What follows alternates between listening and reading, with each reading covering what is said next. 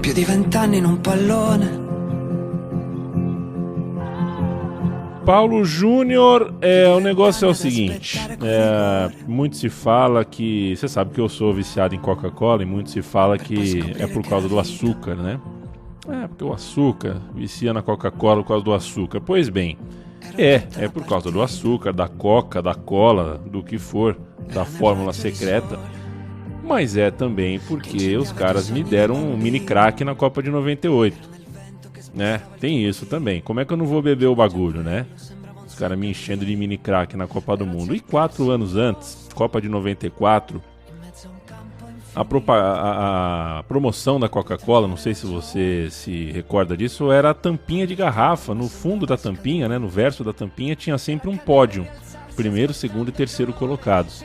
Se você tivesse a tampinha que fosse o resultado final da Copa, você ganhava, sei lá, o caminhão do Faustão, ganhava uma casa, não lembro o que era. Mas eu tinha uma garrafa, entre as muitas tampinhas de Coca-Cola, eu tinha uma que era primeiro lugar Itália, segundo lugar Brasil, terceiro lugar Bulgária.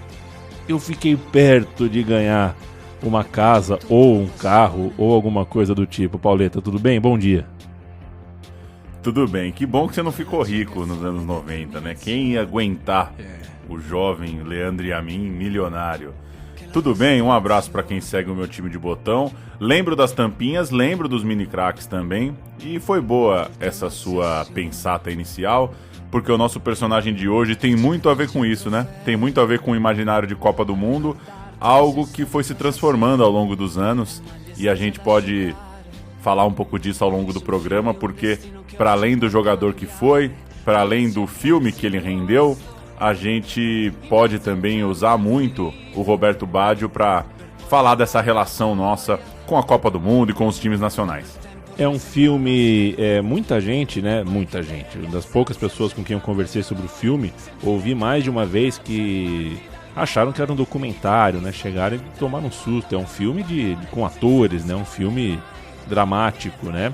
O filme chama aqui no Brasil O Divino Baggio. O título original é Il Divin Codino. Codino é um apelido dele, um apelido relacionado ao rabinho de cavalo dele. Um filme dirigido por Letizia Lamartine, que tá na videolocadora vermelha, que quase todo mundo tem algum loginzinho para entrar, o famoso Netflix. Deu certo, acho que o formato deu certo. A gente vai passar por algum spoiler aqui ao longo do filme, a gente não tem como falar porque a gente vai contar a história do Baggio, um pouco escorado nas escolhas que o filme fez para contar a história do filme, que para mim foi muito bem contado, foi um filme que, enfim, foi muito bem sucedido. É muito difícil, né, Paulo, você pegar 20 anos de carreira e 30 anos de vida ali para fazer um recorte. Você tem que descartar muito, né? É a arte do descarte. A ilha de edição é onde o milagre de um filme acontece. E se você quer contar 35 histórias de 2 minutos, você não consegue, né? Então você tem que escolher qual história você vai contar por 10 minutos. E aí você tem que descartar alguma coisa. É muito difícil. E a minha avaliação do filme é positiva. Eu gostei do filme. Eu gostei do filme também, Leandro. Confesso que eu já parto com uma boa vontade gigantesca para um filme com a temática de futebol, mas eu acho que sustenta um pouco o fato de eu ter gostado, sustenta um pouco essa minha impressão, que é ver um jogador de futebol ser transformado num filme, né? Ser transformado num personagem de cinema, com todas as implicações que essa transformação causa. Como você disse, num filme de 90 minutos você não vai conseguir contar a história toda, uma carreira toda de um jogador de futebol. E mais do que isso, você nunca vai conseguir convencer o fanático por futebol, porque é covardia, né? As pessoas estão assistindo 90 minutos de futebol a cada 2, 3 horas da vida delas, né? Então, obviamente, o primeiro reflexo é: faltou o Baggio na Juventus, faltou a Copa de 90. É claro que faltou, mas eu acho que também é interessante ver o que tá lá, né? Transformar o Baggio num personagem de uma saga de um esportista, né? Que passa por muita dificuldade física, que encontra de certa forma, um conforto, um apoio na religião e que dá a volta por cima, né? Eu acho que o filme é muito legal em conseguir retratar, pelo menos é assim que eu enxergava o Baggio e é assim que eu continuo enxergando agora depois de assistir o filme, depois de mergulhar na pesquisa aqui para o programa, retratar o Baggio como um cara muito querido pelo italiano, né?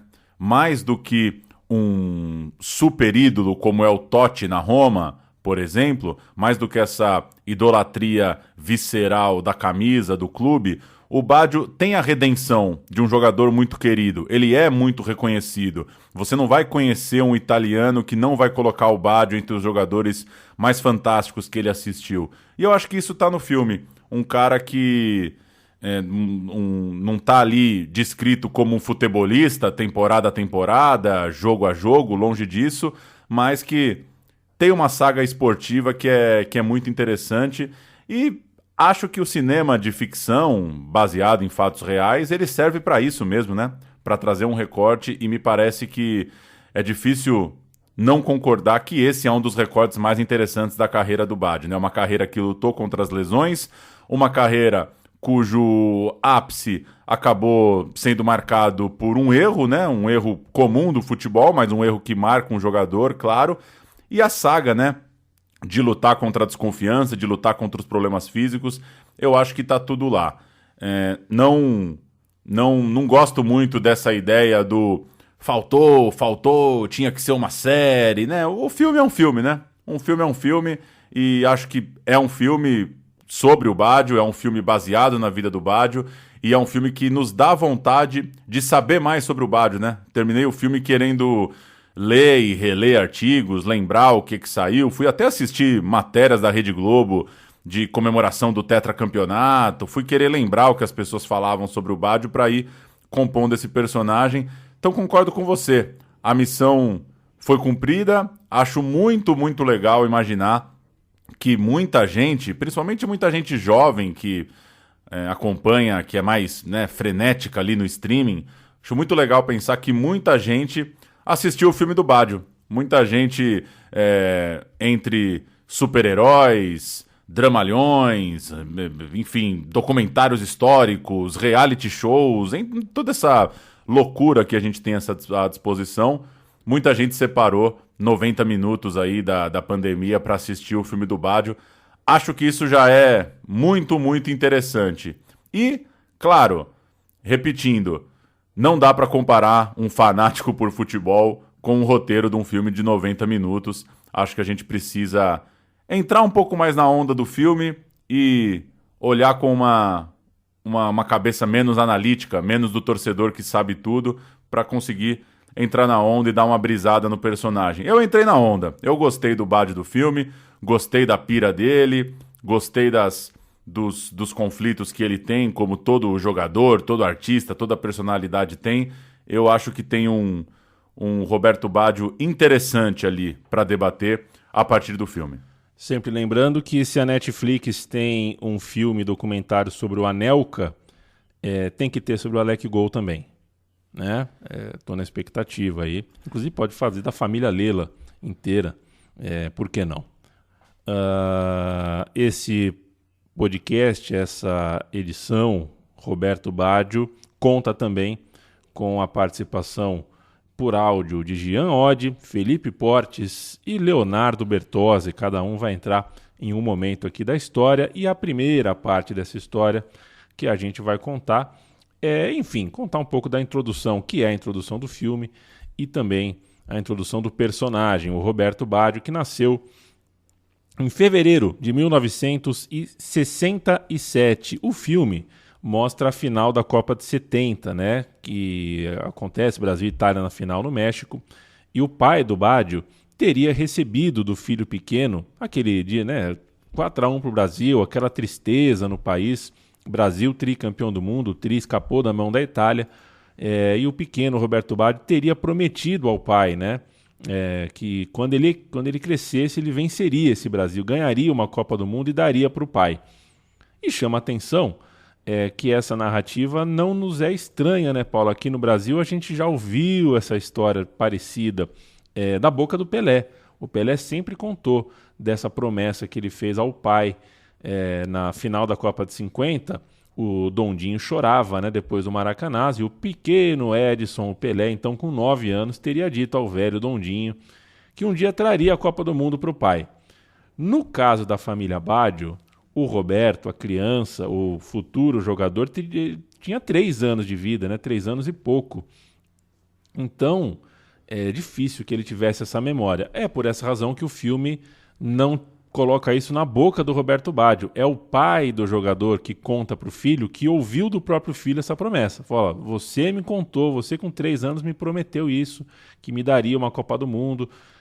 Naquela ocasião, na Copa de 70, o pequeno Roberto Baggio teria dito isso. Mais tarde, no filme, a gente entende a psicologia por trás daquele pai, né, do pai do Roberto Baggio. Um pai durão, um pai difícil de arrancar um elogio, uma doçura ali, sempre tenso. Ele tem uma família muito grande, muitos filhos, e a renda não é muito grande. Não chega a ser uma família miserável, mas a renda ali é curta e o pai está sempre tenso. E a gente vai entendendo ao longo do filme que essa é uma linha, né? A questão Roberto Baggio e o pai é importante para entender o personagem. Quem já foi criança, né, Leandro Amin? Essa é boa, né? Quem já foi criança sabe que não dá para prometer nada com 3 anos, pois né? Uma mera conta aí já vê que a história é um pouco difícil de ser verossímil. O filme tenta justificar essa saga do Roberto Baggio até a Copa de 94, partindo dessa suposta promessa de um filho que garante ao pai que vai conquistar uma Copa do Mundo. E, aliás, ponto altíssimo do filme, a reconstituição da Copa de 94, né?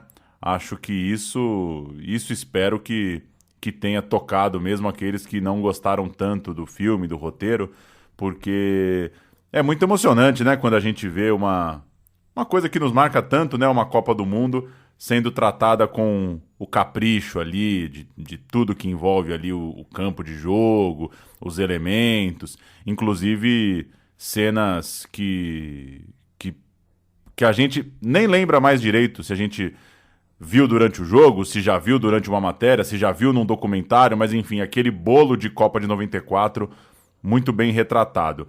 E como o filme parte dessa saga para 94, a Copa de 90 em casa é praticamente ignorado pelo roteiro, né? A Copa é praticamente ignorada pelo filme, que escolheu ir direto para esse destino, né? O Brasil e Itália de 94, fazer esse arco do Brasil e Itália de 70 para o Brasil e Itália de 94, e é essa promessa que vai servir como um elo entre pai e filho, entre demonstração de afeto um pouco difícil, um filho também um pouco introspectivo, um pouco carente, aquela jornada de jogador de futebol muito jovem, né, que parece que está sempre meio solitário, meio desamparado.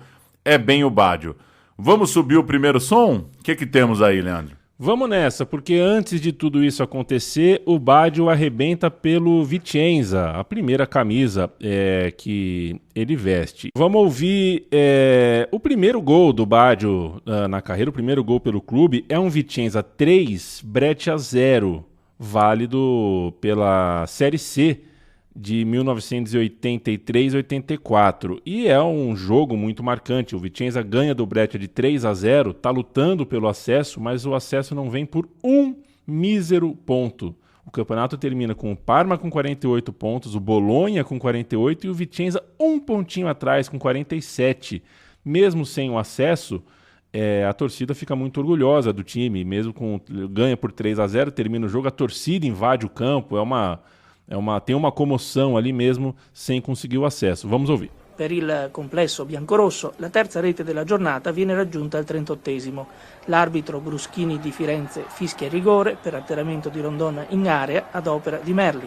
Trasforma dal dischetto il 17enne Baggio, 3-0. Un risultato che avrebbe potuto anche essere diverso, forse un 5-0 se i biancorossi non avessero fallito un paio di occasioni gol. Ma con i se non si fa né storia né calcio.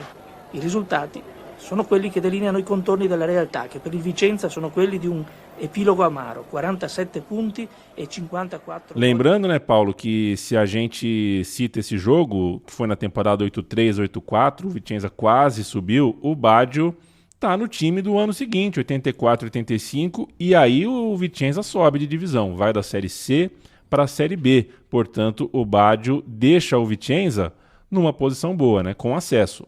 Tem um acesso para a Série B e o Baggio vai embora. Pois é, 84, 85 é essa temporada de consolidação e o Baggio então vai jogar na Fiorentina, vai jogar na elite do futebol italiano, graças ao brilho mostrado no pequeno Vicenza. E ao grande salto de uma grande promessa, né? Muita expectativa para ver aquele menino que está arrebentando na Série C vir jogar na Fiorentina, mas o Baggio sofre uma dura lesão no joelho. Essa lesão se dá bem nos dias ali da transferência, né? Acaba sendo seu último jogo pelo Vicenza e ele é oficializado no novo clube com sérias dúvidas sobre seu estado físico, como que o Baggio ia se recuperar depois daquela cirurgia. Tem até uma dúvida, né? Isso o filme mostra bem, né? Tem uma dúvida sobre, será que vai rolar a transferência? Como é que agora contrata um cara quebrado? E rola. O Baggio vai para a Fiorentina, com a Fiorentina mantendo o combinado, contratando o cara, falando, não, você está contratado, vambora. Naquele meio de 85, o Baggio tinha 18 anos, então chega a Fiorentina, mas chega machucado. E a lesão atrasa o seu tempo em Florença, né? Claro que isso é um atraso de vida. Ele mal joga na primeira temporada, 85, 86, e depois sofre com uma nova e segunda lesão em setembro de 86. Então, a sua primeira temporada cheia mesmo, a temporada na elite do futebol italiano jogando para valer, é a de 87 e 88. A torcida já cansada de esperar por ele. E enfim, ele joga, tem uma sequência de jogos na Série A, tá aí tudo bonitinho. Até aquele momento, a luta do Baggio para recuperar a boa forma, né, quando a gente olha para o filme, foi retratada como difícil, não só para o corpo, porque foi uma cirurgia invasiva, era uma época que não era, né, a época da medicina para fazer cirurgia no joelho não era tão avançado como é hoje, era uma coisa delicadíssima, mas foi complicado também para a alma do Roberto Baggio. Roberto Baggio brigou com a cabeça demais, e aí o filme começa a tocar, e a gente trata aqui também da parte espiritual do personagem Roberto Baggio, que é crucial na biografia dele. Pois é, molecão de tudo, sozinho na nova cidade, lesionado e com dúvidas, né, se a carreira vai pra frente, e é nesse contraste entre não conseguir jogar, mas ao mesmo tempo ser reconhecido nas ruas como uma jovem estrela da Fiorentina, que o Baggio recebe o livro de um budista para uma dica ali, olha, isso aqui pode te ajudar em caso de sofrimento, pode te oferecer caminhos para esse momento. E aí ele pega o livro, lê, acaba se enturmando ali com essa pessoa que lhe deu esse material e aos poucos vai se tornando um seguidor, vai se tornando um budista, uma religião um pouco inusitada para um país muito católico, uma família com viés bem tradicional. O Baggio sofre uma cobrança grande por isso e teve que conviver com isso por muito tempo, né? Eu até fui lembrar se isso tinha acontecido mesmo quando eu li aqui o roteiro, Leandro, e aí buscando eu achei entrevista da revista Placar em 95, em que o Taffarel responde isso, né? Quem confia em Deus nunca vai perder para quem acredita em Buda. O Taffarel creditou a religião, o erro do pênalti do Baggio na final da Copa de 94, o que é uma declaração lamentável, né? O Baggio respondeu a ele na época com certa elegância, né? Com muito mais respeito, dizendo que cada um tem a sua crença e os outros têm que respeitar e ponto final. Mas tem isso, né? Até no momento, a religião que o ajudou a superar um momento difícil, depois, lá na frente, num erro, que daí é um erro de futebol, um erro técnico, um chute pra fora, acabou tendo que ouvir essa ainda do goleiro brasileiro. Uma pena, lamentável, né, a entrevista do Taffarel à época. Lamentável. E o filme, então, mostra pra gente como que esse personagem, né, o Baggio, um personagem introspectivo, um cara de difícil expressão ali, é um cara que tem dentro de si muita força. Ele, para superar a fase ruim, a fase de lesão, ele tem muita força interna, é um cara competitivo por ser atleta e espiritualizado ali naquele momento. É um cara que negocia muitos valores com ele mesmo ali naquele período de maca. E quando a fase é boa, 88, 89, ele faz 15 gols. E no ano seguinte, 17 gols. 89 e 90, temporada que termina na Copa do Mundo, né? Desemboca na Copa do Mundo de 90, na Itália. Ele faz 17 gols só no campeonato italiano e faz, inclusive, com a Fiorentina, uma histórica final da Copa da UEFA. A Fiorentina chegou na final da Copa da UEFA muito pelo seu futebol. Fiorentina contra Juventus, uma rivalidade pesada.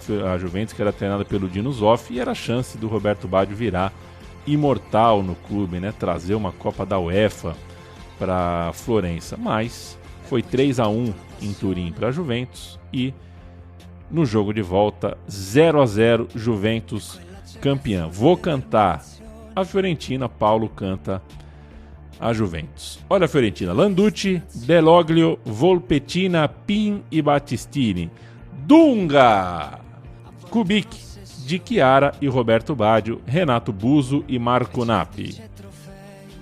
Tacconi, Napoli, D'Agostini, Gallia, Pasquale Bruno, Alessio, Alenikov, Marroque, Rui Barros, Casiraghi e Schilacci. Essa era a poderosa Juventus, campeã da Copa da UEFA, como você já citou.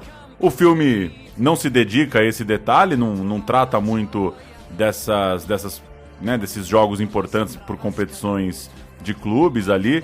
Essa final da Copa da UEFA foi o último jogo do Baggio pela Fiorentina. Ele estava sendo vendido exatamente para a Juventus, o que significou uma grande traição, né? A gente vai ouvir já o áudio do Jean Oddi tratando muito disso, mas a história é essa: o Baggio vai para a Copa do Mundo de 90, já no meio dessa negociação, dessa troca para a Juventus, e quando ele volta da Copa de 90, aí sim ele começa sua carreira pela Juve. Jean Oddi, amigo da casa, amigo da Central 3 de longuíssima data. Jean Oddi dos canais ESPN/Disney, da ESPN Brasil. Jean Oddi, nosso parceiraço, conta pra gente sobre essa rivalidade, sobre essa história, né? O que tá por trás de um jogador como o Roberto Baggio sair de um time como a Fiorentina para ir jogar num time como a Juventus. Salve, pessoal do meu time de botão, um prazer participar novamente desse ótimo podcast, ainda mais para falar sobre Roberto Baggio, né? Essa figura tão amada por todo mundo que acompanhou de perto a sua carreira. Acho que o amor das pessoas pelo Baggio é a grande vitória, é o grande triunfo dele na carreira, e me parece até que é esse o objetivo do filme da Netflix, né? Mostrar que, acima de tudo, ele era amado pelas pessoas.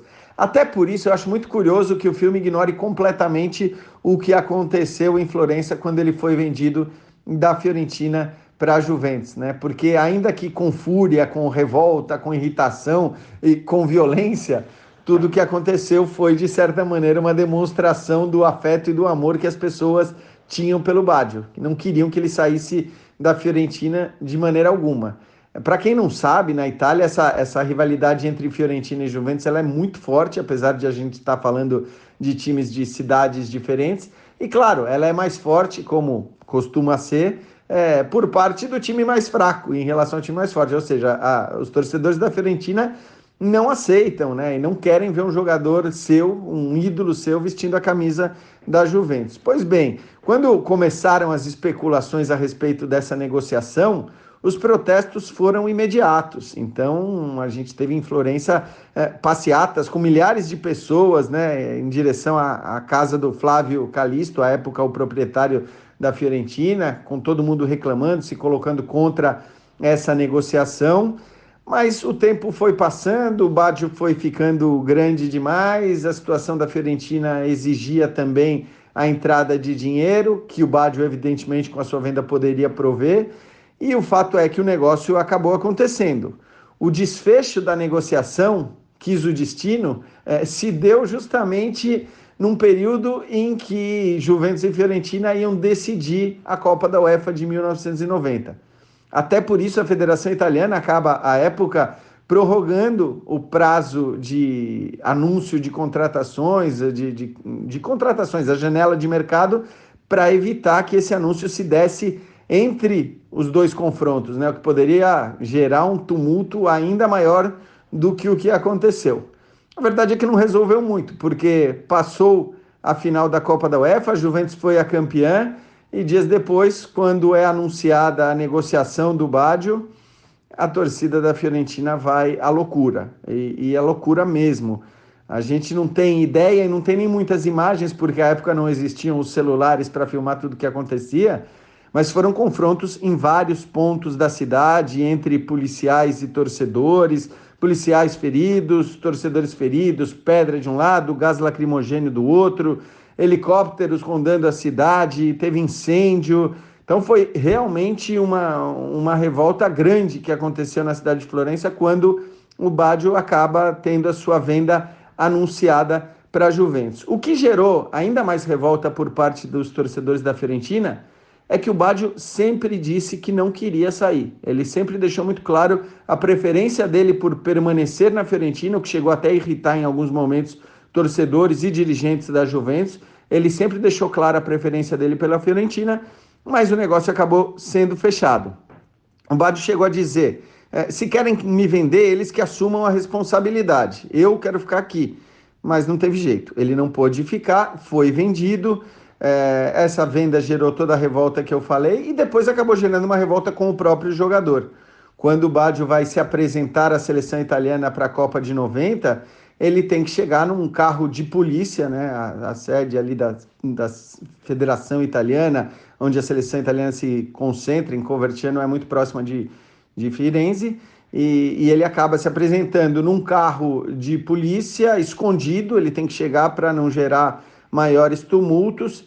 Enfim, a Copa do Mundo passa, o Baggio vai jogar na Juventus. Quando se apresenta a Juventus, se recusa a colocar o cachecol.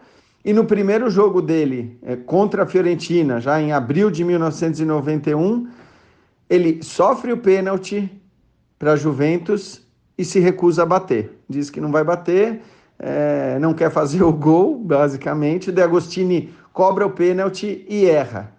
O Baggio depois acaba substituído no segundo tempo. A torcida da Fiorentina, num primeiro momento, começa a vaiá-lo muito, a jogar a garrafa de água na cabeça dele, a tirar outros objetos. Essa cena, inclusive, existe no YouTube à disposição.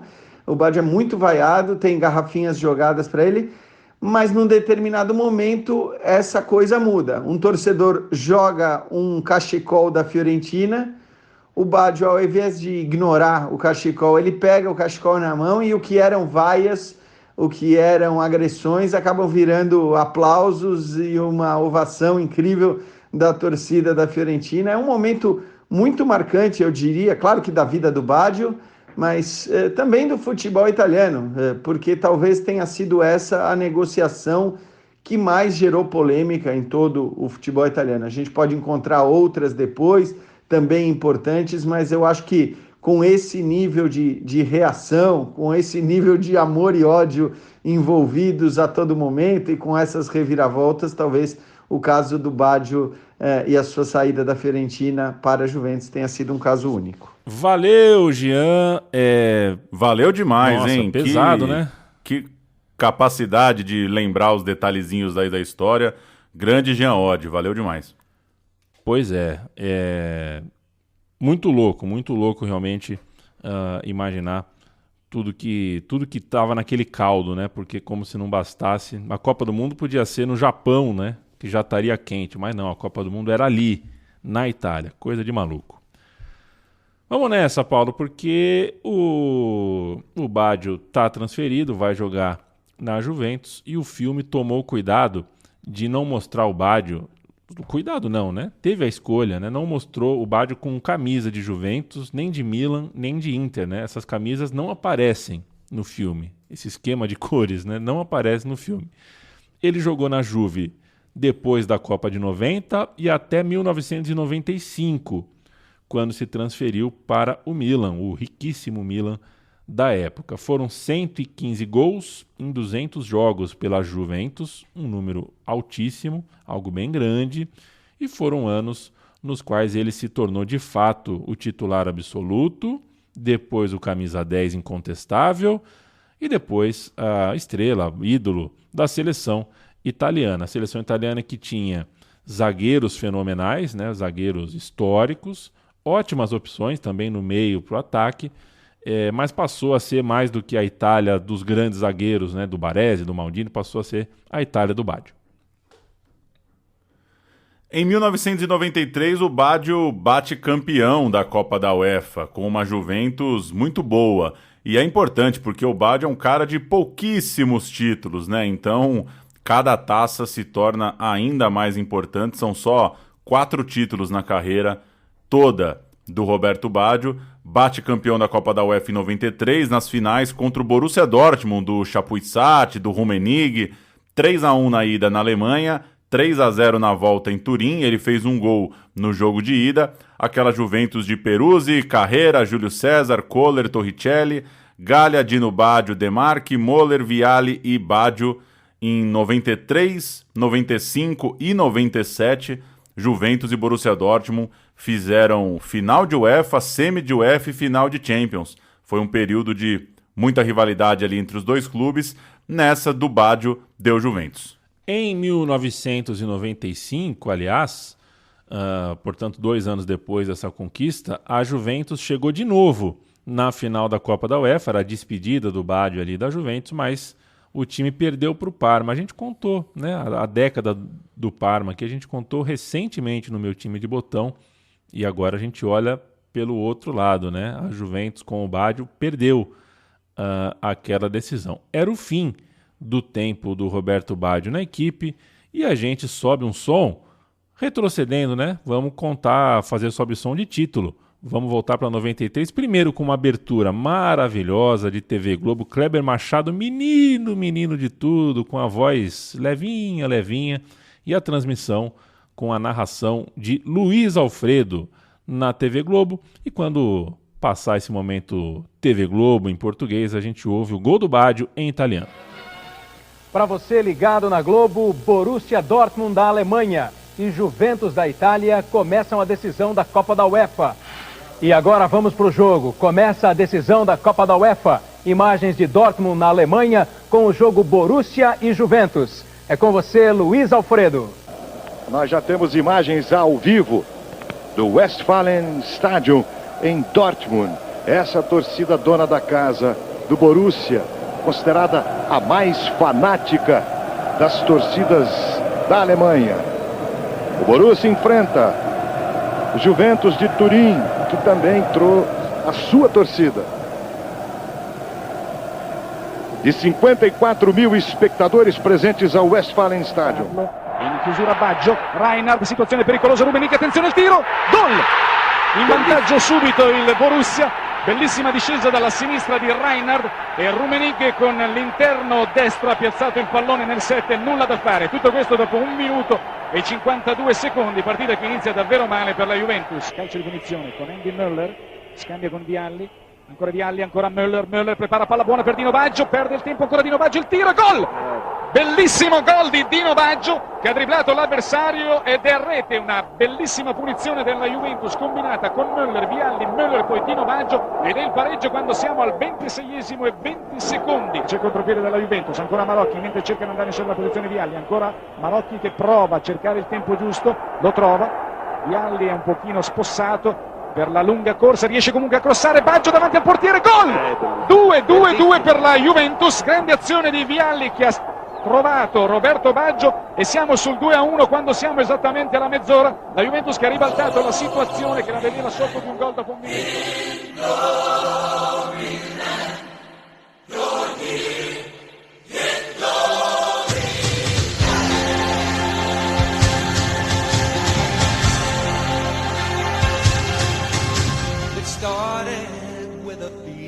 Um ano depois desse título e desse gol, o Roberto Baggio estava, claro, na Copa de 94, ponto central do filme. Óbvio, é um momento mais marcante do Roberto Baggio no que diz respeito a um público global, né? É uma final de Copa do Mundo, afinal de contas, o pênalti é o momento mais marcante, mais dramático dessa trajetória, mas o filme usa também a Copa do Mundo dos Estados Unidos para mostrar o seu lado rebelde, algo que acompanhou o Baggio ao longo da carreira, problemas filosóficos, conceituais com os técnicos, no caso de 94 o Arrigo Sacchi, mas muito dessa personalidade, um cara sempre questionador, um cara que às vezes não trocou de time porque o treinador do time futuro não queria contar com ele, um cara que às vezes ficou fora de seleção porque se achava que ele poderia roubar o espaço de outros jogadores, enfim... Badi era um cara grande, era um cara que falava, que participava, que questionava treinador, comissão técnica, companheiros, e acho que esse momento deixa isso muito claro lá em 94.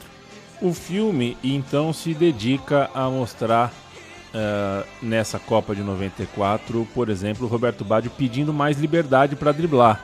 Né? Ele fica contrariado com decisões ali, com a disciplina tática e também com a disciplina de dia a dia ali que o Arrigo Sacchi e quase todos os técnicos do mundo, né, possuem o seu código ali. O Baggio queria mais liberdade, ele queria driblar mais, ele não queria dar passe, né?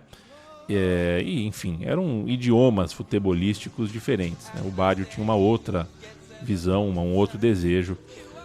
E estava contrariado naquela seleção. O fato é que a partir do jogo contra a Nigéria nas oitavas de final, dá louca no Baggio. Ele começa a descrever uma saga de, enfim, o que foi o Romário pra gente, brasileiro que ganhou a Copa, seria o Baggio lá. Resolve o jogo contra a Nigéria e estava perto de ser eliminado. Ele vira aquele jogo no muque, depois faz um gol na Espanha nas quartas de final.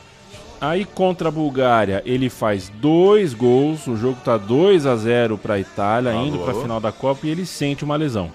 Aí ele sente a coxa. O jogo termina 2-1, se classifica, mas essa lesão torna Baggio uma dúvida para a final. Tem uma cena, uma das melhores cenas do filme, né, que é a cena dele fazendo um teste na véspera da final, chutando bola na parede, dando uma pancada de bola na parede com a supervisão do Arrigo Sacchi. E faz do Baggio um cara que, enfim, sofre muito antes da final, vai pra final. O filme, inclusive, mostra bem, né, aquela cena que ele no túnel para entrar em campo, ele olha, ele fica olhando fixamente pro Romário, né? É um cara muito observador. E acaba o jogo, tá um calor absurdo em Los Angeles, né? Observador e folgado, tá encarando o Romário, né? Tá dando uma zicadinha, né? E tá muito calor, e ele baleado, tudo mais, são algumas coisas pesando contra ali, e o Baggio acaba fazendo um jogo meio que se poupando, meio que indo só na boa para conseguir aguentar o jogo inteiro, e ele aguenta o jogo inteiro, ele aguenta o suficiente para ir para os pênaltis, onde ele cobra aquele pênalti histórico que faz a vida dele mudar. E a maioria dos ouvintes imagino que já lembre disso, mas essa cena está retratada em todos os corações do mundo, né? O filme oficial da Copa de 94, a câmera fechada no Romário, ela dá um foco lá atrás no Roberto Baggio encarando o baixinho e volta aqui para o Romário, né? As seleções ali no túnel de entrada para a grande final. O Baggio, ele estreou na seleção em 88, 1-0 sobre a Holanda num amistoso. Na estreia da Copa de 90 contra a Tchecoslováquia, ele entrou e fez um lindo gol, seu primeiro jogo, né, o seu primeiro sem ser um amistoso, né, pela seleção italiana. Depois ele fez mais um gol na disputa do terceiro lugar. Aí ele não consegue classificar a Itália para a Euro de 92, passa um período também um pouco fora da seleção e marcou 5 gols nas eliminatórias da Copa de 94. Passou por tudo isso até chutar aquele maldito pênalti na lua, sobrevoando Tafarel, trave, indo embora para o Brasil ser tetracampeão do mundo. A gente ouve a narração italiana, a gente já cansou de ouvir é tetra do Baggio. Vamos ouvir o narrador italiano, que se limita a falar alto. E também um putpurri aqui de narrações, não só da italiana, mas narração de vários lugares do globo. Afinal de contas, a final da Copa do Mundo passa em 723 países. Mais Distrito Federal. Mais o Distrito Federal. E ganha, assim, do Super Bowl. Hoje não ganha mais, na época ganhava. Vamos nessa. Alto, il campionato del mondo è finito, lo vince il Brasile.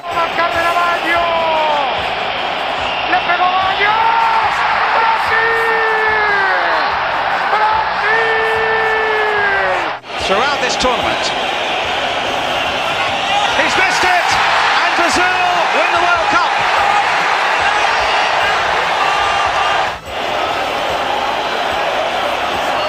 Hazushita, 決まった。ブラジル優勝。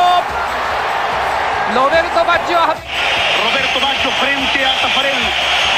Baggio perdió. Sí, campeón del mundo. To make it.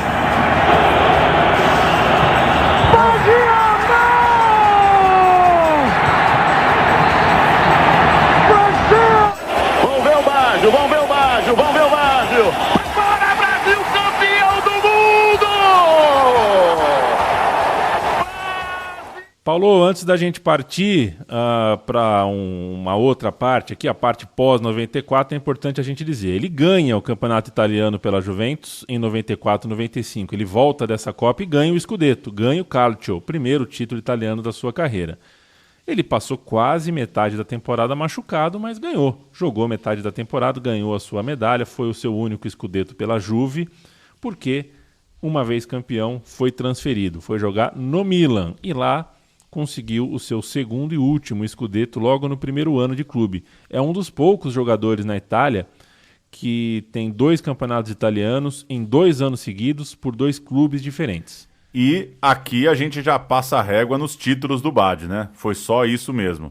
Série A, Isso. Copa Itália e Copa da UEFA pela Juventus, Série A pelo Milan, os 4 títulos da carreira do homem. E chegamos na nossa penúltima parte aqui do programa, que é o Breccia e as lesões rumo à Copa, a tentativa de Copa de 2002. Você já citou, o filme não entra muito, não detalha a passagem por Milan e por Inter, e que no fim, de certa forma, descarta ali um caminho esportivo do Baggio depois do pênalti em 94. Mesmo campeão italiano no Milan, que era o time mais rico do país na época, ele teve a infelicidade de ver o Arrigo Sacchi chegando ao clube e colocando o Baggio de lado um pouco na sua temporada seguinte. A estrela do time, lembramos, George Weah.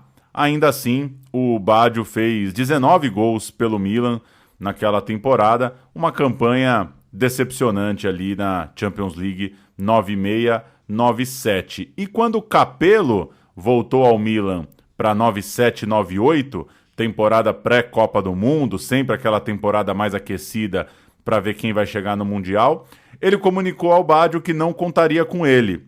Então, o Baggio precisava ter um rumo, precisava jogar em algum lugar para chegar firme na Copa, recebeu algumas outras negativas, como a do Parma, uma desconfiança, uma certa implicância de alguns treinadores, e no fim das contas, ele rumou para o Bolonha, achou um cantinho no Bolonha para jogar aquela temporada antes da Copa da França. E a primavera bolonhesa com Roberto Baggio é tema para Felipe Portes. Felipe Portes, viu, Paulo, que acredita, já disse isso em mesa de bar, eu testemunhei, ele disse que acha que o Baggio tecnicamente é do nível do Messi. Você acha que é pouco fã do Baggio ou não? Pouquinho. Diga lá, um pouquinho, né? Diga lá, Felipe Portes, como é que foi esse ano maluco de Roberto Baggio no Bolonha? A passagem do Baggio pelo Bolonha, cara, ela tem um aspecto muito mais curioso do que propriamente relevante, né? Porque foi um momento ali, um intervalo entre uma passagem dele pelo Milan e depois a transferência para a Inter, e que a gente pode falar no sentido de que o Baggio ele foi ofuscado em outros momentos na carreira dele, né? Que na Juventus ele pode até ter sido o melhor do mundo, mas depois ele acabou ofuscado pelo Del Piero. No Milan ele tinha a concorrência do Weah, do Boban, de outros caras também da mesma estatura, né? Na Inter depois ele acabou tendo, né, Ronaldo e tal. Mas no Bolonha ele foi o Baggio, né? foi o Bolonha do Baggio, a gente pode dizer isso. Foi o maior cara do time de longe, um cara que pode até não ter jogado sozinho, claro, time nenhum joga sozinho, mas você ser a estrela de um time que está claramente decadente e fazer um papel digno o suficiente que te devolva uma Copa do Mundo, eu acho que é relevante, sim. Eu acho que é importante, como eu disse, curioso, né?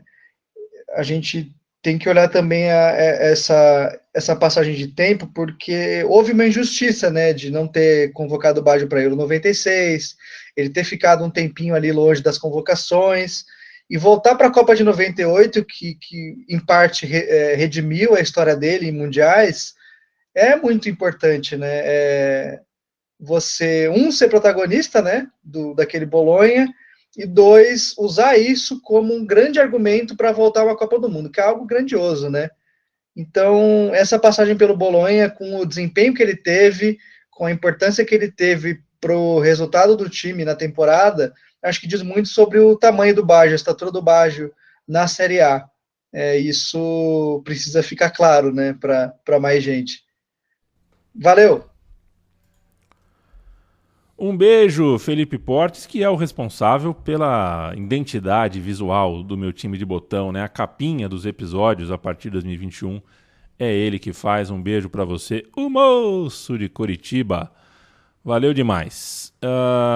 O país, né, o futebol italiano, chacoalhava com Ronaldo fenômeno na Inter de Milão, tinha o Zidane na Juventus, mas o Baggio fez o seu barulho, né? Fez a sua propaganda legal. 22 gols no campeonato italiano. Conseguiu convencer, conseguiu conquistar uma vaga na Copa do Mundo de 98. Foi convocado com o Bolonha. E a gente vai ver daqui a pouco que ele tem uma outra convocação que ele tenta com o Breccia, né? O cara chega em ano de Copa do Mundo desafiando mesmo, né? Chegou na Copa, Paulo, jogando pelo Bolonha. Pois é, o bom desempenho no Bolonha deu em Copa do Mundo e, digamos assim, deu uma certa nova promoção, recolocou o Baggio numa primeira prateleira ali, se por algum momento isso estava um pouco em xeque. Ele volta para jogar na Internazionale, para bater uma bola ao lado de Ronaldo Fenômeno. O Baggio, sem rabo de cavalo em Bolonha, foi um sonho de um ano só. 8º lugar na tabela, ótimas memórias para o torcedor local, Série A de Copa do Mundo, e depois na Inter de Milão também ficou mais na promessa do que na realidade. Foi aquele período que o Ronaldo arrebenta o joelho, o time tem sérias dificuldades e não é exatamente uma grandiosa passagem do Baggio por lá. Sem conquistas na Inter, como a gente já citou, são pouquíssimos os títulos na carreira do Baggio, tem a historiona, né? O Baggio, que é um cara que parece que desfruta pouco do futebol, tem um certo ressentimento, tem essa coisa de ficar a religião sendo jogada na cara dele pela família e por alguns torcedores, um cara com dificuldade de relacionamento com os técnicos, um cara descrito por alguns jogadores como individualista, enfim, uma pessoa cheia de coisinhas ali, cercando o andamento da sua carreira, um cara muito particular mesmo no futebol, resolve partir no verão do ano 2000 pro Breccia. E aí, chamamos alguém para explicar o que é isso, né, Leandro? Porque a história é boa demais mesmo.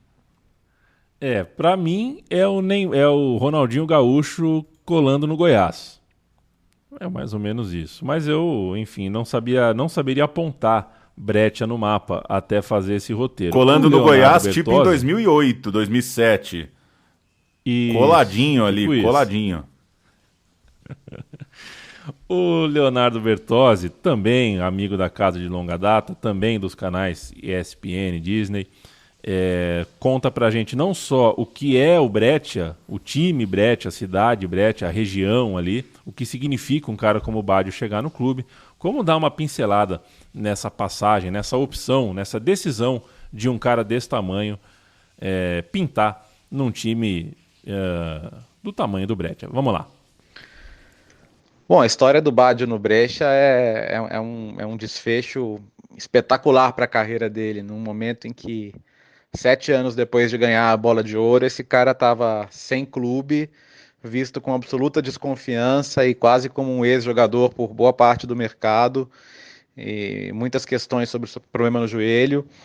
E a verdade é que nenhum grande clube mais queria apostar nele. Ele tinha passado pela Inter, a Inter que tinha um projeto aí de conquistar o título italiano e de ser muito ambiciosa, e reuniu grandes jogadores para isso, o próprio Ronaldo naquela época, mas não conseguiu dar o salto, e isso foi muito frustrante.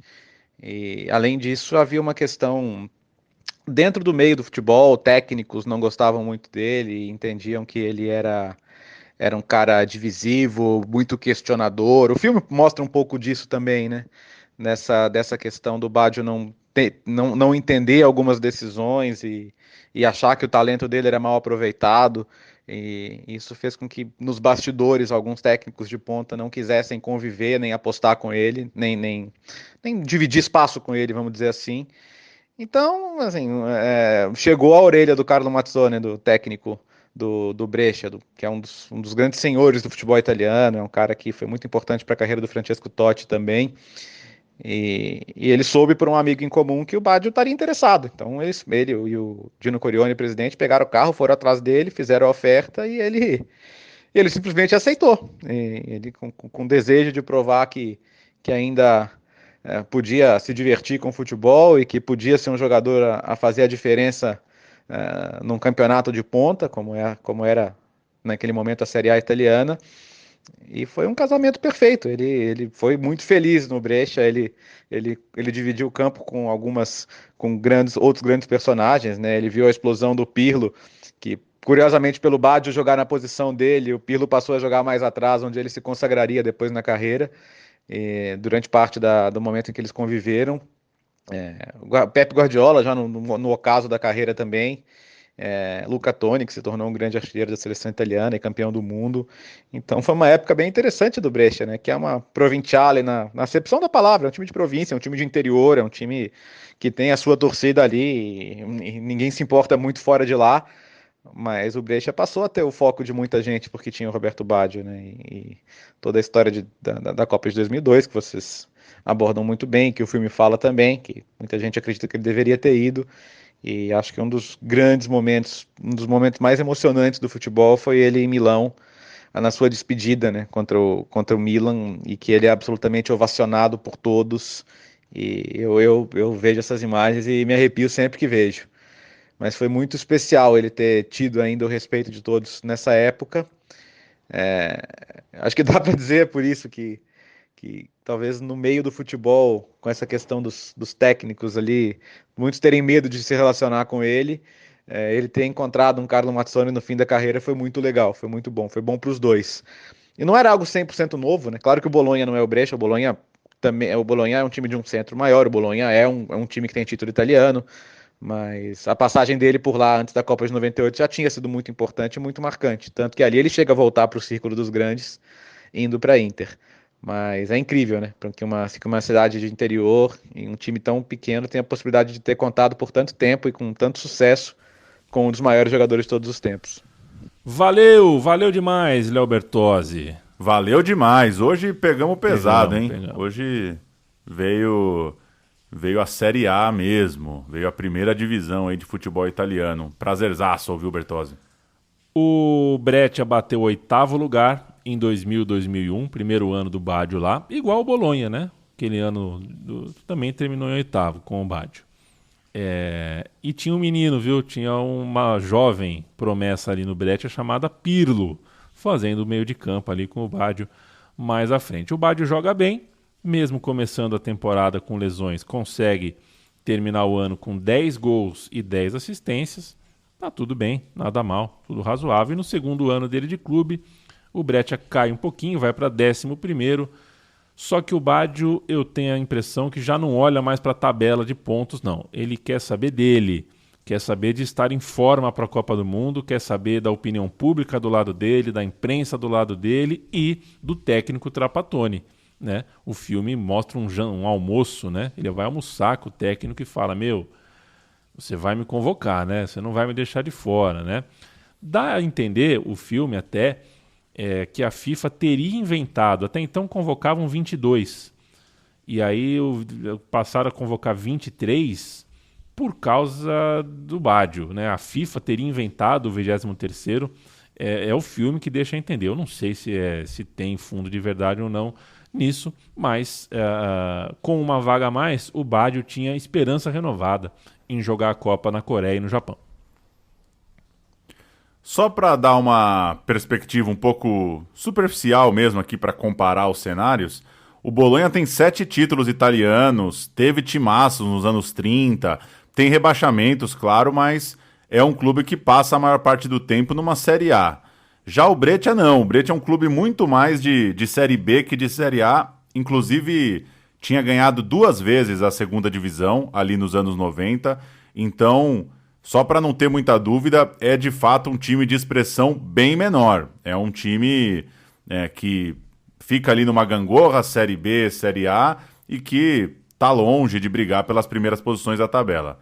Mas o Baggio fez acontecer. Para ter uma ideia, ele chega a receber um ponto na votação da Bola de Ouro de 2001. E aí, tudo bem, sem querer supervalorizar aqui o prêmio exatamente, o prêmio da France Football, mas não é nada, é um cara jogando no Breccia, né? Então mostra que o Roberto Baggio seguia com moral. Ele não era um cara totalmente descartado assim por uma elite do futebol. Ele estava sendo respeitado, de certa forma, por aquele momento, mesmo num time modesto, pelo futebol que ele conseguia apresentar e pela forma que ele ia tocando a carreira. E aí vem um momento muito importante no filme e na descrição dessa luta do Baggio para voltar à Copa do Mundo. O Baggio começa a temporada 2001-2002 muito bem.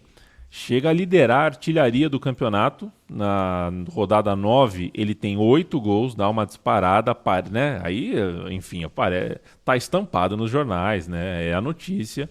Mas ele sofre uma nova lesão no joelho esquerdo. E volta depois de quase 3 meses, volta para a parte final, para a reta final ali da Série A. Marca seus gols, ele tem a promessa do Trapattoni que se ele tiver em forma, ele vai ser convocado e ele volta em forma, porque ele joga e faz gols, né? Então ele está engajado, ele está acreditando que vai para o Mundial, mas o Trapattoni não topa, o Trapattoni não chama o Baggio. Fica um clima para o Baggio de que o treinador preferiu jogadores que estivessem voando mais, né? Sem essa coisa da lesão recente, esse fantasma da lesão recente. Mas também fica a ideia de que sem o Baggio sobraria mais espaço para novas estrelas, para uma nova Itália, né? O Del Piero é um exemplo, o Totti é outro. O Baggio sai da Juventus porque o Del Piero está pedindo espaço na Juventus, né? E acontece o mesmo na seleção, é uma das hipóteses, né? Mais espaço para o Del Piero, está na hora de apostar no novo.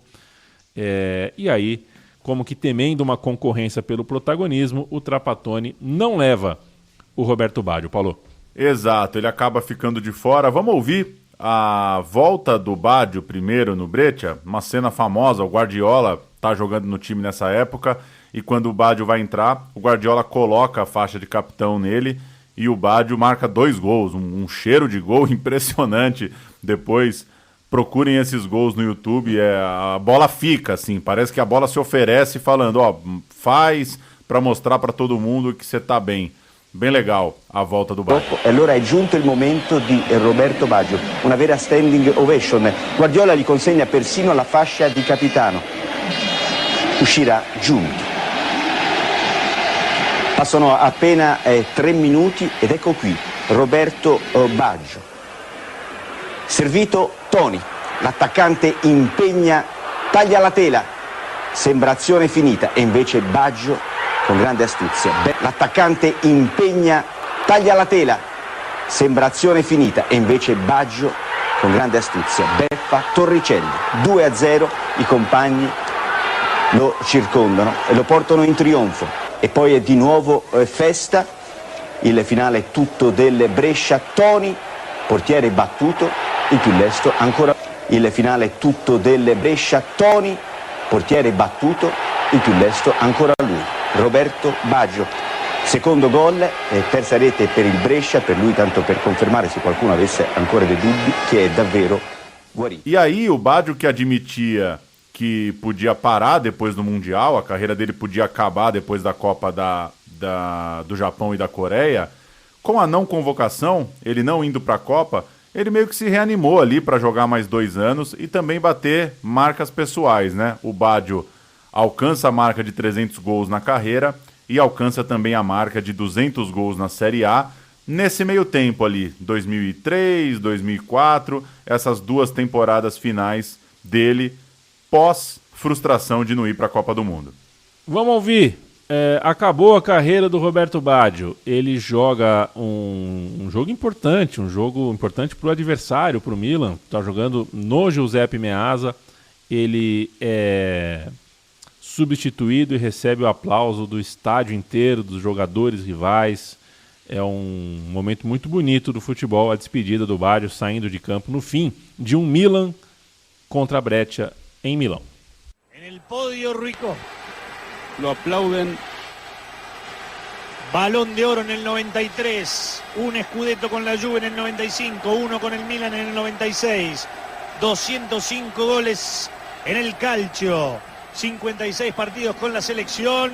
Allí está Roberto Baggio dejando la cancha para los aplausos de la gente, para que la fiesta también sea completa, porque Baggio vino a su fiesta también. Emocionante, Emocionante cuando un jugador recibe el reconocimiento de todo un estadio.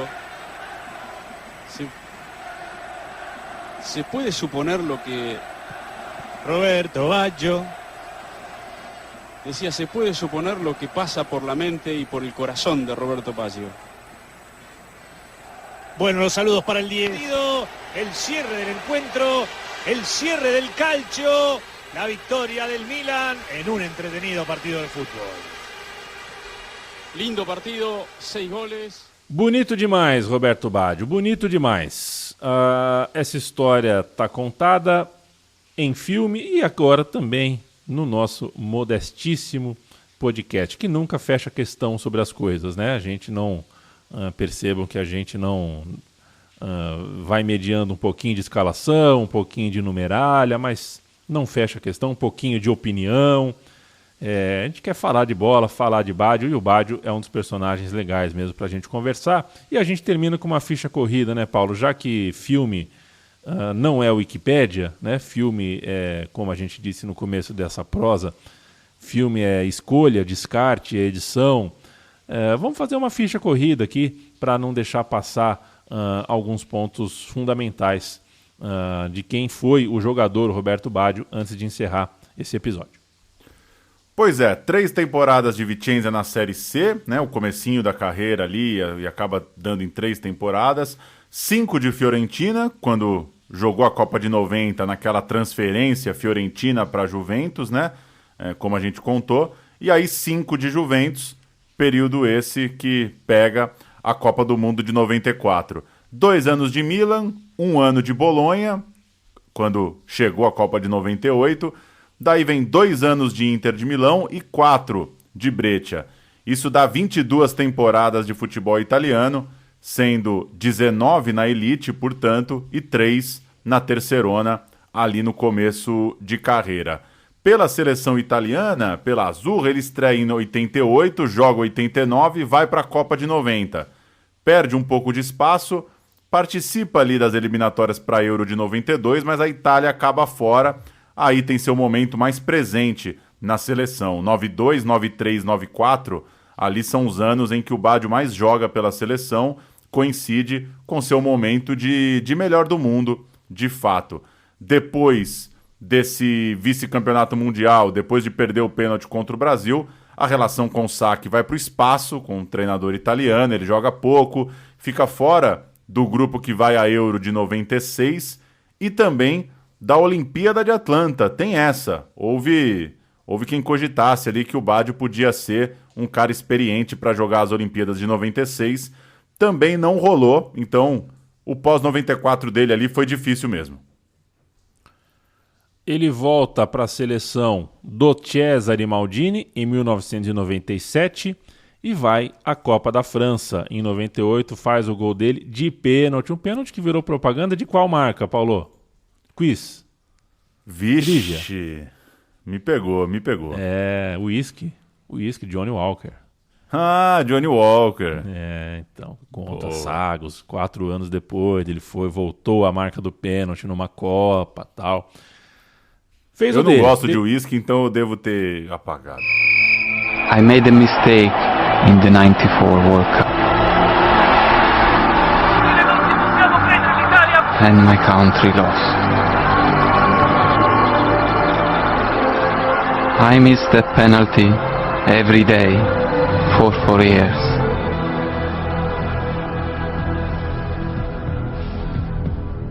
Four years later, I chose to take another penalty. How many people watching believed I could do it, I'll never know.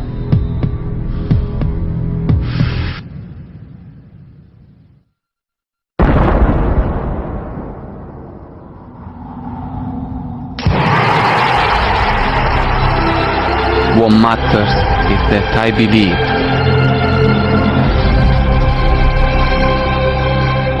Ele faz o gol dele de pênalti depois de entrar no lugar do Del Piero no mata-mata, um jogo contra a França, em Saint-Denis, a Itália toda de branco. Seu último jogo pela equipe nacional italiana foi já com Dino Zoff, num amistoso em olha, essa eu não lembrava, hein? Dino Zoff treinando a Itália em 99, antes de sua partida de despedida que aconteceu em 2004. Claro, teve torcedor nessa noite que pediu um lugar para ele no time que disputaria a Euro, né? Tinha Euro em 2004, disputar em Portugal. Deve ter torcedor pedindo o Baggio, querendo um novo Baggio até hoje, mas ali teve quem pedisse assim, uma última dança, né? Uma última homenagem, que não aconteceu. O Baggio não jogou mais pela seleção. Pois é, o time da despedida do Roberto Baggio, empate contra a Espanha, Buffon, Panucci, Cannavaro, Materazzi, Perrotta, Pirlo, Fiore, Zambrotta, Baggio, Di Vaio e Vieri, jogo último do Roberto Baggio. Ele sai muito emocionado desse jogo e acho que resume um pouco aquilo que a gente disse no começo, de ser um cara que no fim das contas é muito querido pelo italiano, teve uma certa redenção. Ele sai desse jogo dizendo que é a grande emoção da carreira dele, né? Que tudo bem, né? Não foi para a última Copa, sabia que já não tinha mais como ir para aquela Euro de Portugal, mas que ser ovacionado, ter o reconhecimento, era uma coisa que valia demais para o Baggio. E só um pitaquinho final aqui para jogar para você. Falei no começo essa coisa da relação com a seleção, né? Acho que o Baggio é um exemplo muito claro disso, né? Muitas pessoas ao redor do mundo, claro, reconhecem o Baggio como jogador da seleção italiana, né? Como jogador da Copa de 90, o cara que podia ter sido o herói e acabou perdendo o pênalti em 94, o cara que volta à Copa de 98, muito porque momento do futebol, claro, né? Não se acompanhava o futebol europeu como se acompanha hoje, né? Semana a semana, todos os jogos, a Champions League praticamente tendo uma cobertura de Copa do Mundo nas TVs do mundo todo. E acho muito curioso isso, né? Como o primeiro reflexo, pelo menos pra mim, é do Baggio com a camisa da Itália. Não é com a camisa de nenhum clube, não é exclusividade do Baggio isso, claro, mas é muito interessante como isso mudou. A gente tá gravando em tempos de Eurocopa e as pessoas, né, os grandes fãs do futebol de hoje, assistem a Eurocopa sabendo cada detalhe, tudo o que aconteceu com aquele cara durante a temporada, né? Independentemente do time que ele joga, se ele jogou de um lado, se ele jogou do outro, que fase dele foi boa, se ele chega com um físico legal, mais ou menos. E o Baggio ainda, pelo menos pra mim, remete um pouco a esse cara que, olha, chegou a Copa do Mundo, vamos ver, sabe? Ali é o que importa. Ali é o que vai, de certa forma, sintetizar a sua carreira pro bem e pro mal, né? É uma pena pro Baggio que ele acabe tão marcado pelo pênalti perdido, mas eu entendo também que é difícil contar a história do cara sem levar em conta esse cenário. É isso, Paulo. E eu não só concordo com você, como a nobre diretora do filme Letizia Lamartine há de concordar também, tanto que o fim do filme acho que dá a entender isso, né? Porque o filme não mostra o Baggio levantando taças, não mostra vitórias em campo, gols, né? Não mostra exatamente gols em final, festas de título, mas mostra justamente como da frustração, né? Vou descrever um pouco a cena final, não tem problema, vai. Ele se encontra com o pai, ele está no carro com o pai, param para abastecer o carro no posto de gasolina, claro. Ele vai pagar dentro da loja de conveniência a gasolina, vê na TV alguma coisa sobre a convocação, vê as pessoas falando que ele não está convocado e tal, e ele é reconhecido no posto de gasolina por um ônibus de uma excursão, turistas italianos, sei lá o que tinha naquele ônibus, eram, né, italianos ali que reconhecem o Baggio. E o filme termina assim, com o Baggio sendo reconhecido pelas pessoas na rua, não jogando no Milan ou jogando na Juve, né? As pessoas gostam do Baggio ali, com a roupa de passeio dele, e o pai assiste isso dentro do carro, observa, finalmente vendo o filho sendo desejado e feliz, né? Ele termina dando um sorriso que o filme inteiro, a impressão que eu tenho é que o personagem Baggio, o filme inteiro nega um sorriso pra gente. E no fim do filme ele sorri, porque ele recebe aquele calor humano das pessoas e ele não tá de chuteira, ele tá num posto de gasolina. Então é isso, o amor que o italiano tem por ele não é o amor de Juventus, de Inter, de Milan. É o Baggio nosso, o Baggio da Itália, o Baggio da seleção. Estava fora da Copa, mas estava junto no coração das pessoas, né? Andrea Arcangeli nasceu em Pescara, 3 de agosto de 93, ou seja, não tinha um ano quando o Baggio perdeu o pênalti. É o ator que vive o Roberto Baggio e puta que pariu, hein? Tem alguns momentos impressionantes, né? Assusta mesmo.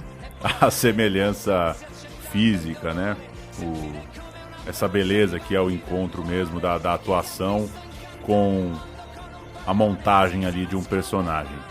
Legal demais vê-lo, e quem abrir o Instagram de Andrea Arcangeli vai ver o garotão lá com boas fotos com ele, Roberto Baggio, que é muito reconhecido e que é muito legal saber que deixará um filme também para contar a sua história. Faz parte da saga e do legado do cara.